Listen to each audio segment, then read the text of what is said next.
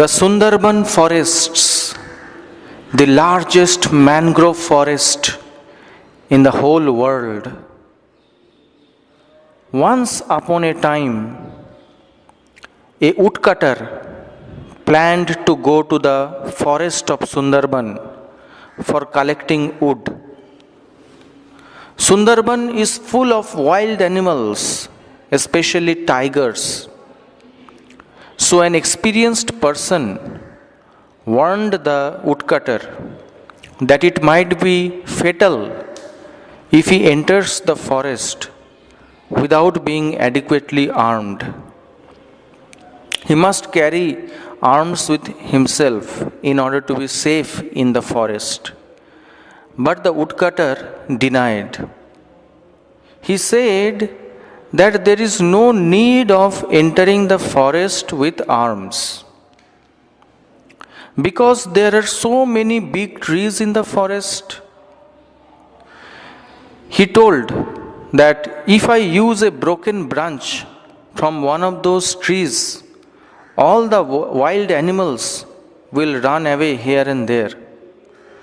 If I see any animal approaching, I will break a branch from a tree and threaten the beast with that branch, so much so that it will not even dare to come near me. It will simply run away, seeing the branch of the tree in my hand.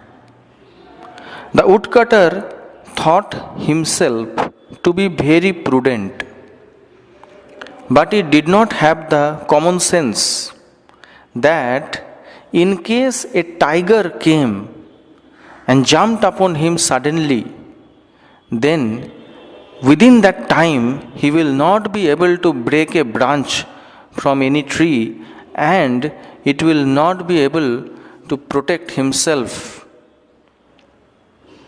And actually, the same thing happened. The woodcutter entered the forest, and a tiger came and easily jumped on him. Before he could break a branch from the tree, the tiger easily caught hold of his neck and completely eaten that woodcutter before he could realize anything.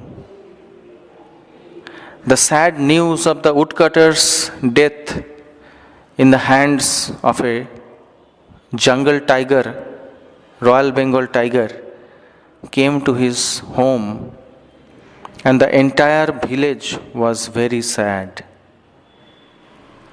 Actually, the woodcutter, being very prudent, thought that he will be able to protect himself by using any branch of a tree. But he didn't know that how powerful the tiger is. And when the tiger will jump, then he will not be able to cut any branch from a tree and save himself. Actually, friends, there is a moral behind this story. We all have senses. We all have 5 senses and mind. And all these senses are very powerful. The mind is very, very powerful. So this mind and all these senses are always wanting so many things of this world. Just for example, sex desire. The mind may want sex desire. The yogis try to control their sex desire by yoga practice and by doing so many austerities. But history has witnessed that even by so many austerities, even by performing so many laborious, tough austerities, great sages have not been able to control their sex desires. Just like Vishwamitra Muni, he was doing so much great penance, so much great austerity, but he could not control his sex desire. When Menoka, the heavenly damsel, the heavenly lady, approached him, and being allured by sex desire, Vishwamitra Muni had sexual intercourse with Menoka, and a child was born. So our senses are actually very, very powerful.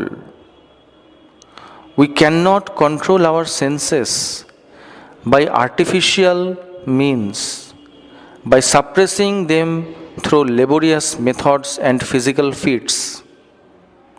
The only method of controlling these senses is by taking to the devotional service of the Supreme Lord Krishna.